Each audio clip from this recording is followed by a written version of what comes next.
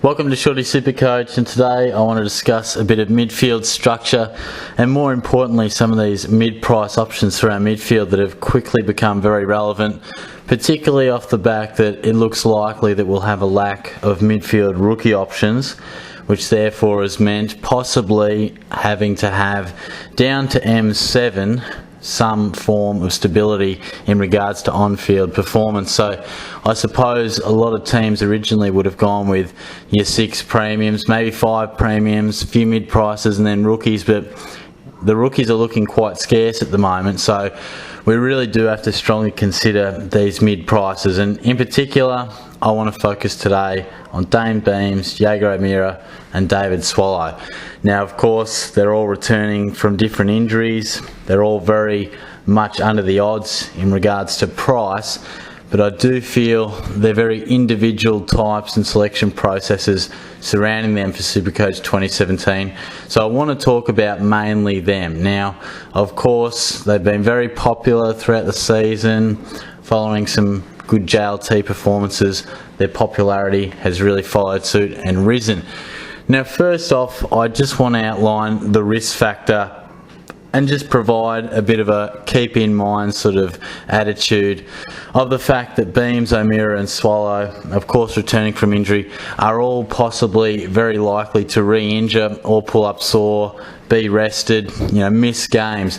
And I think we must consider the amount of injury-prone players we have in our sides. Of course, Fife, while he's on fire and destroying it at the moment, we must consider that he is possibly an injury risk as well. Aaron Sandilands is the clear one. Sean Higgins is also coming into calculations. How will Jared Roughhead's body hold up after so long out of the game?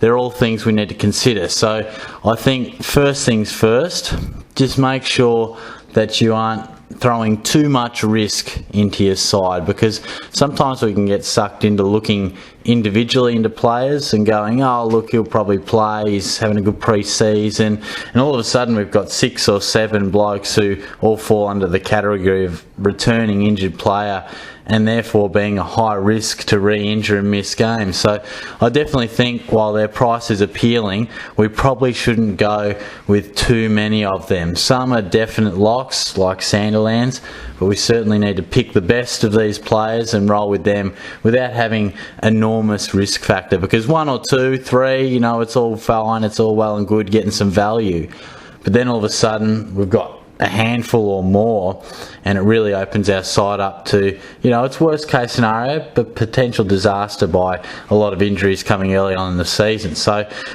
I will take a look at Beams, O'Meara and Swallow, and I will give them a bit of a ranking towards the end of the video in regards to where I see them in comparison to one another. But I've just got a few categories that I want to talk about that I feel are very important when going through this process of selecting these players.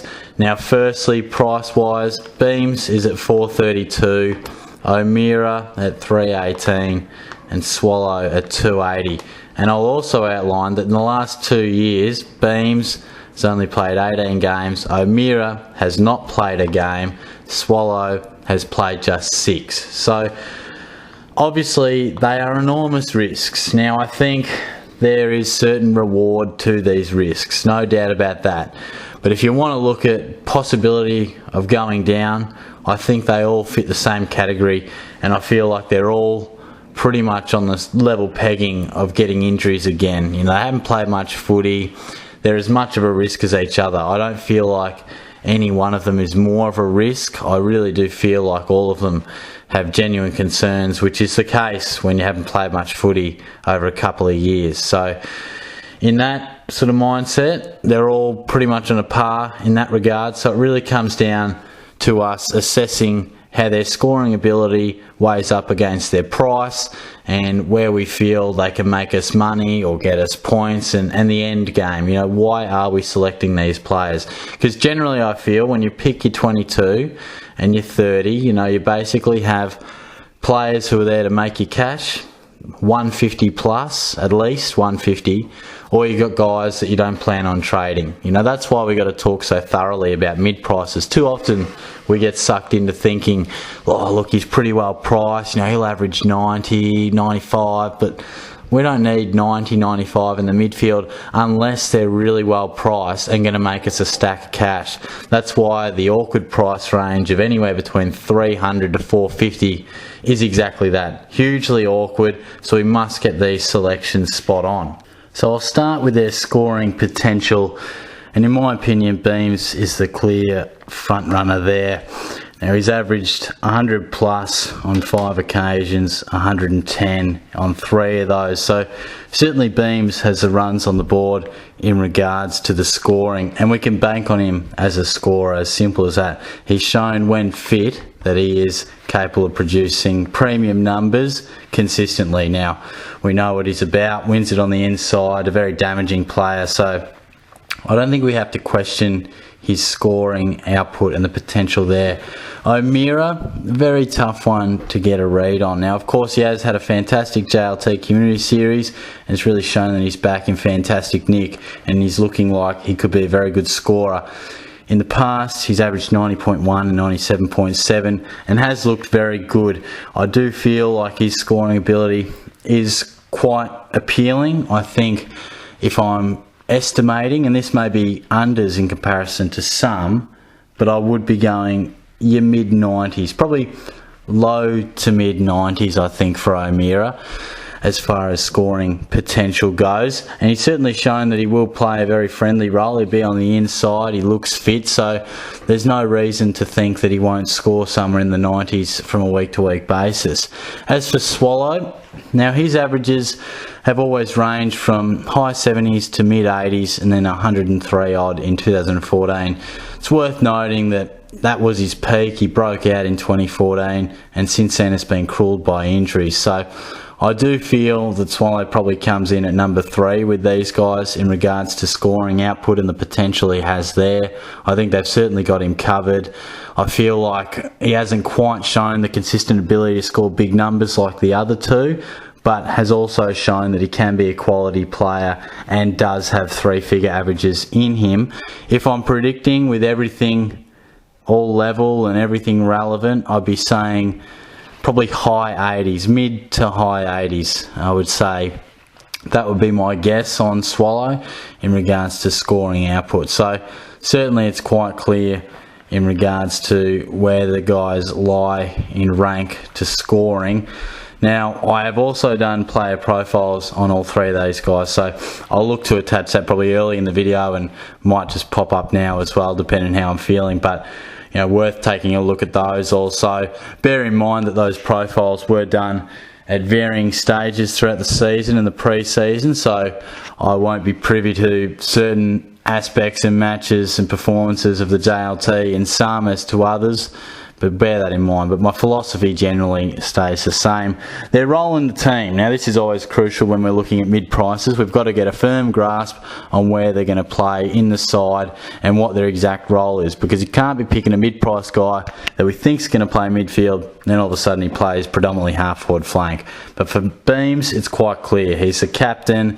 He's there in and under gun, along with Rockcliffe. He'll dominate clearances. He'll play inside mid.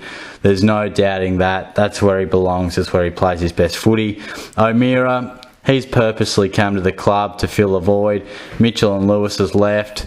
Tommy Mitchell and Jaeger O'Meara will naturally take their spots, more or less. He's going to play on the inside, play a key role in the Hawks engine room.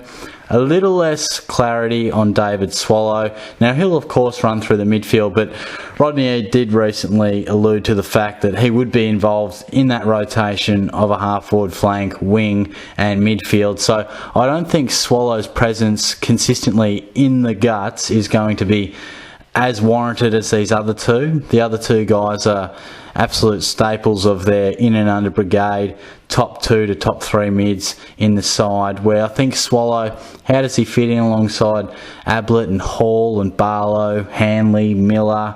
You know, there are quite a few names at the Gold Coast Suns. They've had a poor couple of years, but there are some good players there, particularly through the midfield they're starting to build. So I think Swallow will definitely play majority midfield minutes, but there'll certainly be stages where he plays off a half-forward flank and just rotates his way through there as they give more opportunity to other guys, because, you know, it is quite a fierce competitive midfield group that they are working with there, and Swallow will feature heavily, but I don't think he'll be just a lock player for the midfield group, centre bounce after centre bounce, stoppage after stoppage, like I feel Beams and O'Meara will be. Now to talk about the price versus risk and reward, weighing that all up. Where does their price fit in to what they're going to produce, and how risky is it? And I do feel that's one of the more interesting topics that you've got to talk about. Now, firstly, Beams, 432k. I think we're certainly going to see some strong scoring from him, which is going to really have a good output for his price, as well as his, obviously his point scoring. And I think with these three guys, it's interesting because, as I've alluded to already, as they go down in price, their scoring obviously follows suit. And that isn't always the case with guys who return from injury. Sometimes it can just be down to a bit of luck with their injury coming at a certain stage in the game, which affects their average, or a certain stage in the season. Sometimes we can see guys who, are priced well under the odds in comparison to a guy who, played most of the season, had already developed a hard average and, got injured late, drops off slightly, but still isn't quite represented in this. But here we clearly have quite an order of where it all fits in regards to Beams being the clear scorer to O'Meara to Swallow, but following suit, Swallow to O'Meara to Beams is where they rise up on the price range. So very interesting. I think we've got to really weigh up where it all fits in, because of course Swallow is less of a risk because we're forking out less cash, but also that reward. How much money can he make? What are we expecting?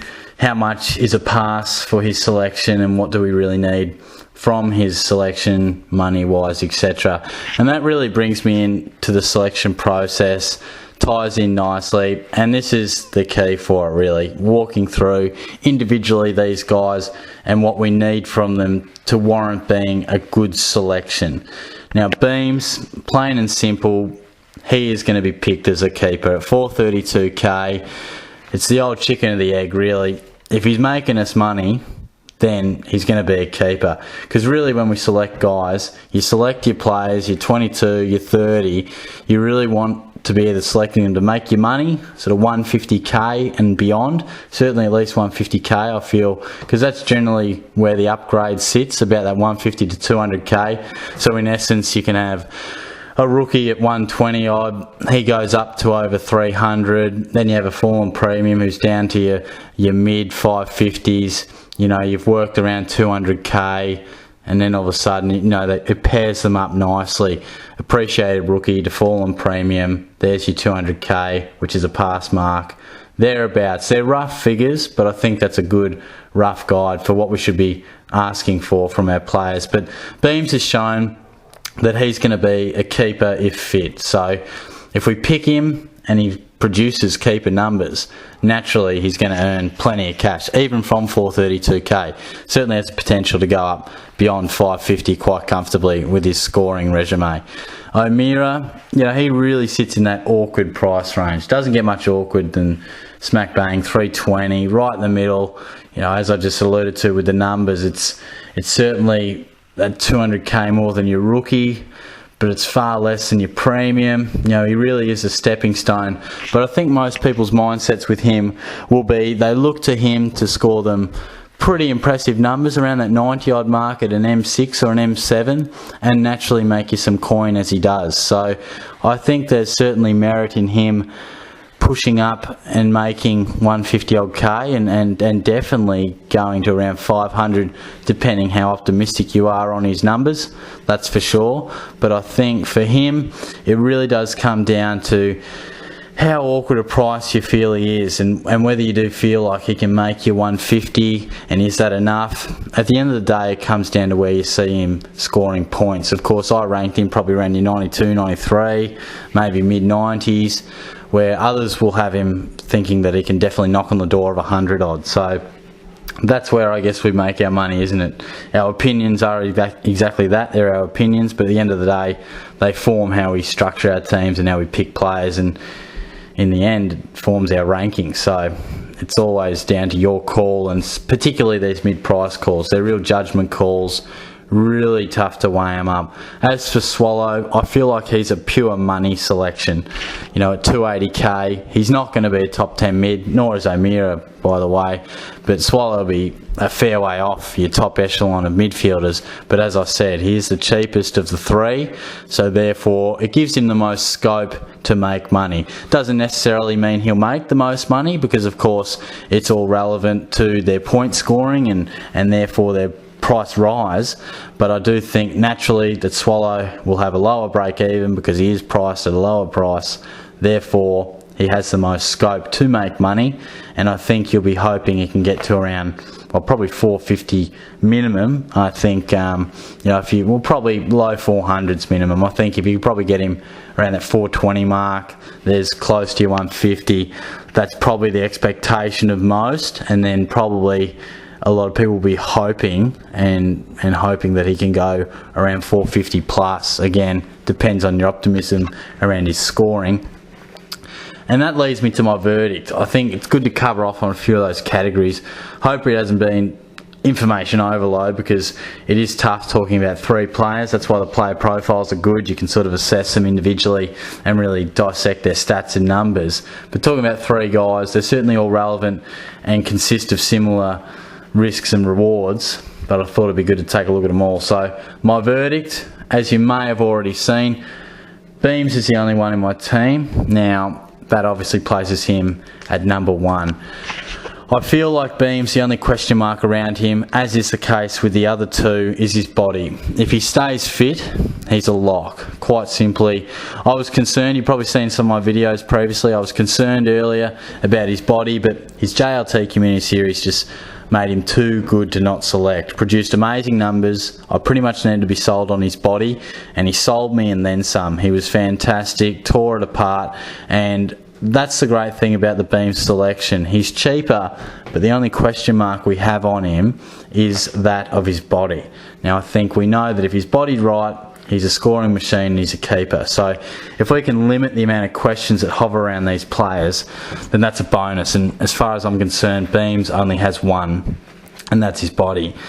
Number two, ranking in SuperCoach relevancy, is O'Meara. I think he's very popular. I think he's about third on the charts at the moment. And he isn't in my team. As I said, Beams is the only one who is. It all comes down to your structure and how many of these risky types you really want to play. And I just feel like I can't be shoving too many of these guys into my team. O'Meara, I'm just not sure that he's going to be as consistent as I would like and as many would hope. I feel like, as we said, the players' bodies, these three players and their physical history is concerning and probably all on a par. But I do feel like O'Meara, being the youngest and playing the least amount of games over the last 2 years, I feel like that concern runs truest with him. And that concern is not just of re-injuring the muscles and the knee and things like that, everything that he's done before. The concern is pulling up Sora. Now, these three guys will pull up Sora and slower than most. The concern is that, Monday, Jaeger's a little bit sorer than the other boys. Then he misses a training session during the week just to get him right. He hasn't quite come along well. He's pulled up a little bit sorer than the other fellas. Hawks have got a 6-day break, or they're going to WA. All of a sudden he gets rested, and maybe just they ease him off because O'Meara's their prized possession. They want to have him right for finals and the business end of the season. I think that's a concern for all these players, but more so to O'Meara. As I said, hasn't played a game the last 2 years, so I certainly feel like it's a massive concern for him to pull up sore like that. It's got to be a concern because he has shown that his body is quite fragile, and I definitely think that it is probably the main concern with him, the fact that he could be rested. I just get the feeling that it's a gut feel at the end of the day, isn't it? I've got no raw numbers here. His JLT was extremely impressive, we can't doubt that, but you've just got to feel like he's either going to be a great selection or you're not going to go with him because he's too risky. And I sit in the too risky camp. Not many people do sit in that camp. He's extremely popular, but maybe it's a gut feel. I just feel as if there's probably more of a concern at that price, at 320, a lot can go wrong. It's an awkward price range. His scoring isn't big enough for me to warrant him just on his scoring, and he's not cheap enough to be just a cash cow. So that's really where I fit in with him. I don't think he ticks each box enough. He sort of ticks both for cash and scoring, but I guess that's why he's awkwardly priced, isn't it? That's the definition of awkward. They're sort of good scorers. It's sort of a good price, but do we pick him for one? As I said earlier, you pick a guy to make your money, you pick a guy to produce your scores.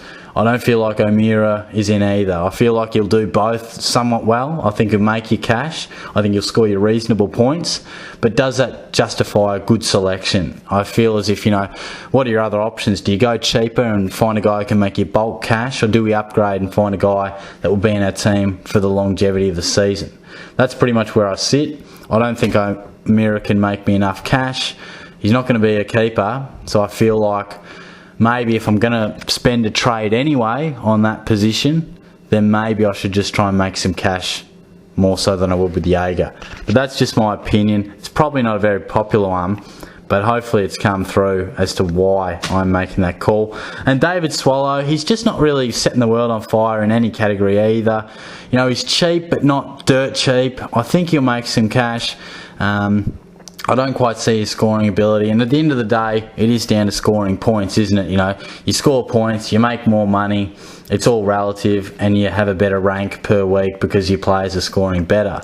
I just don't think Swallow has really shown good enough numbers to the JLT. They've all had impressive JLTs, but Swallow probably the least of the three, and I just feel as if it's probably better to go a rookie price player for mine, considering he is somewhat of an injury risk. And I just think that probably you could have better value, because I think you'll be a fair way off the top mids. And when I'm thinking about that, similar to the O'Meara line of thinking, maybe I just get a rookie, depending how many are on offer, I suppose. So that's pretty much my rank. Beams the only one in my team, and if I'm ranking them 1, 2 and 3, Beams the most relevant, then O'Meara, then Swallow. Look, they've all had very impressive JLT Community Series, don't get me wrong. They've all produced good games, been solid on the field, played minutes. They've ticked that box for sure. But we've got to be ruthless at this time of year, and I do feel as if sometimes it's just too much of an awkward price and a mid-price, taking into consideration the rest of your team as well. As I said, we've already got Sandy. Most of us will have him. Fife, who knows how he's going to hold up. Genuine concern. I just don't feel like I can have too many of those guys into my side.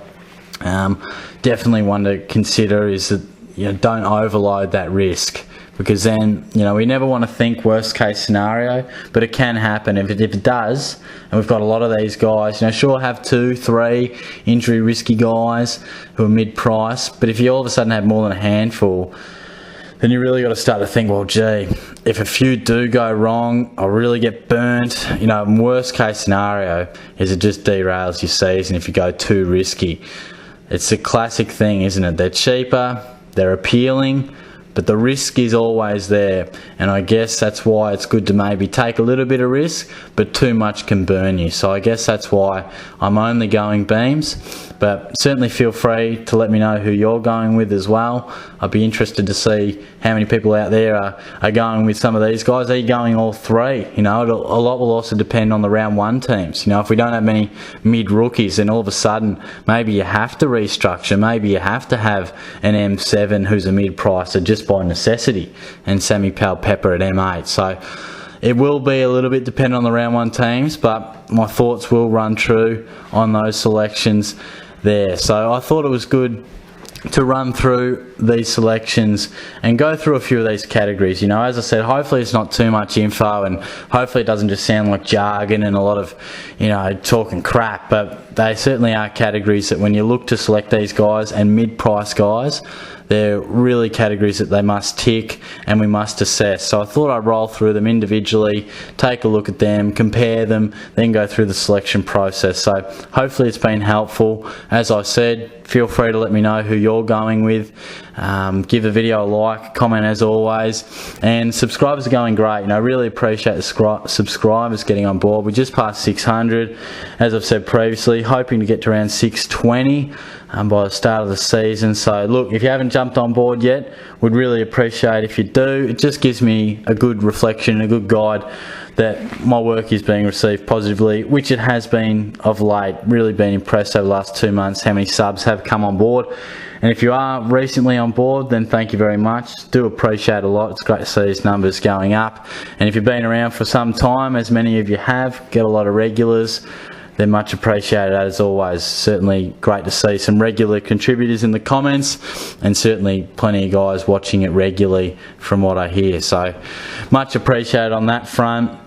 It's great to have footy back as well, not only for SuperCoach, but it's so close now. What is it, 5 days away, 4 or 5 days, depending when you're watching this. So it's fantastic to see it back, not just for SuperCoach, but for AFL. Fantastic to see the TV shows back in board, back in force, plenty in the papers. It's an exciting time, but at this stage of the year, very exciting and a little nervy for SuperCoaches as well.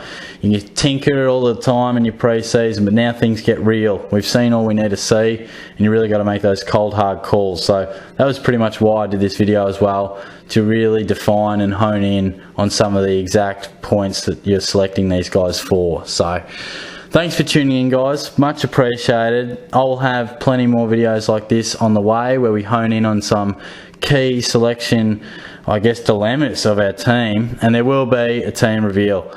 Certainly an overwhelming amount of people want to see that, which has surprised me a little bit, but I guess everyone loves seeing what your teams actually look like, particularly when I'm giving out a fair bit of info. They want to see what I've actually taken on board and put into my team. So that will be coming. Don't worry about that. Probably midweek, I would say. So stay tuned for that as well. But thanks for tuning in, guys. Much appreciated as always, and I'll catch you soon.